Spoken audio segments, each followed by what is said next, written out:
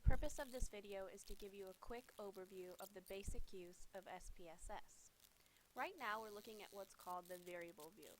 You can switch between the data view and the variable view here at the bottom on these tabs. The variable view is basically a list of all the questions in our survey, the different variables that we're collecting information on. So for instance, here you see that there are questions of my study here in the name of the variable.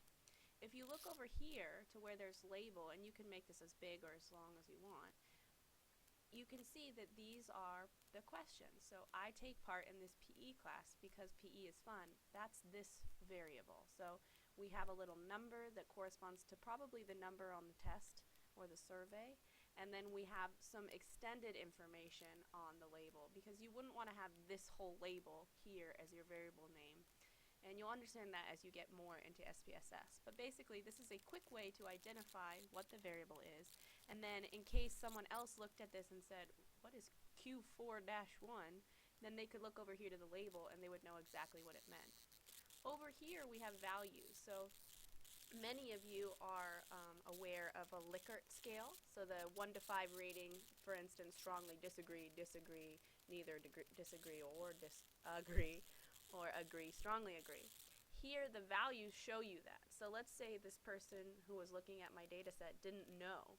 This gives you a label for each. So we know that in this data set 1 equals strongly agree, 2 equals disagree, 3 equals somewhat disagree, and so on and so forth through 7 is strongly agree. If you wanted to set up your own value labels, you open this, let me show you how. You click on this little blue dot dot dot, and then you would actually just say, let's say value 8, and let's call it, we want that to equal practice for this case. And see how I've put value 8, I label it practice, and then I go ahead and add it. Now, whenever someone enters an 8, I will know it's practice, and so will SPSS. I'm actually going to take this out just because this is the real data set that I use. Alright. This is the variable view. Again, it's the view of the questions that are on your survey. If you skip over, again, down here at the bottom, there's data view. So when you select data view, you actually see the answers to all of the questions on your survey. Each row here represents a different subject or participant in your study. In this particular study, you can see if we scroll down, there are 79 participants. So we have information on 79 different people. And the answers that span across all go to this one individual. So this person has said that their age is 5, their weight is 110. So you may be thinking to yourself, what do you mean subject 8 has an age of -99? That doesn't make sense. No one can be -99. So this is something that statisticians use to symbolize that it's a missing or a blank answer from the survey. Because SPSS and other statistical packages do not like blanks. They just, for some reason, don't run them very well. So we use -99 to signify to us and to SPSS that that is actually a blank. It's an answer that was skipped for whatever reason. So let me go ahead and show you how to set that up in variable view. Because if you just leave it -99 and we took, for instance, the mean of the age, we would get some crazy figures, right? It would be pulling us down to like, probably our mean would be something like -70, and that's not possible. So we actually have to tell SPSS that -99 means missing and that it's not an actual value. So the way we do that is we go to variable view, and over here in this missing column for age, you can see I've already done it, but you would click on that blue just like you had done when we labeled values, and we would go ahead and say discrete missing values -99. And you just highlight it and type it in and hit OK. And then that tells SPSS every time it sees -99, that's not an actual age or an actual value, that's just a missing spot. So let's go back to data view. So here's all our data. Let's say I want to know the mean weight. Okay, so this is something that you can start doing in SPSS. We can start getting descriptive statistics. And the way that we do that is we go up to Analyze, Descriptive Statistics, and then there's two options that are helpful to us, frequencies and descriptives. So if we click on descriptives, and again we're looking for weight, so here's a list of every single variable And you can toggle between if you like this view or if you want the shorter view, that's fine too. But let's say I'm just interested in weight right now. You go ahead and click on that one, and then you click this arrow to move it over. And now it's in, basically this is telling SPSS, I want to calculate something with weight. And then you click over here to options. And you see it asks us if we want the mean, standard deviation, variance, range. Wow, how nice. I can even click on kurtosis and skewness of this particular variable to help me figure out what these descriptives are.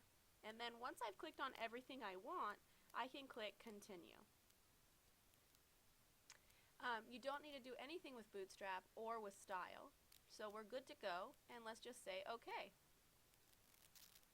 Now this will pop you out what's called an output window in SPSS. You can see how it's labeled output up here at the top. And this will tell you everything we need to know about weight. So in this particular data set, we have 78 people. The range is 167, and that's the way that they got that is they subtracted the maximum, which was 232, from the minimum, which was 65, and they got 167. So that's our range. A lot faster than doing it on your own, huh? Then we have a mean statistic. So this is our average right here. 121 point, I would round this to 0.18. 2 places is generally APA acceptable. And then we have standard deviation. That's a lot faster clicking a button than doing the whole calculation, I assume. Variance. And then we have skew. So skew for this particular variable is 0.63, so it's still in the OK range, right? Because it's plus or minus 1 for skew. So this is normal. And then kurtosis is 0.51, which is also in the normal range, because kurtosis is generally said to be plus or minus 3, gives you sort of normal distribution. So weight looks good. It looks normally distributed, and here's the descriptive statistics. If we wanted to go to analyze frequencies, we could get some more measures. So again, we're going to click on weight because we want SPSS to know that we're looking at weight. We go into statistics, and this actually allows us to get the mean, median, and mode if we wanted to. This is another way to get all of this information. So if you notice, even though it looks different and we've clicked on a different thing, we can also get skew, kurtosis, we can get standard deviation, variance, range. We can even get things like standard error of the mean, which is what you've been calculating. That's that sum of squares difference. So this is the standard error of the mean. So this would be the difference between the mean and the data point that you're particularly looking at. If you were interested in that, you could click on that. So right now, I'm just going to keep it simple to our 3 measures of central tendency, our measures of dispersion, and then skew and kurtosis. We're checking normal distribution when we look at skew and kurtosis. So we don't need anything else. Well, let's go ahead. If you click on charts and we click on histogram, it'll show us how normal our data look when we actually plot it on a histogram. And sometimes this is nice to be able to eyeball your data. So you're going to click continue and then click OK. Again, it puts us out into this output window. Notice it looks a little different, but it's the same information. This time they've included the median and the mode.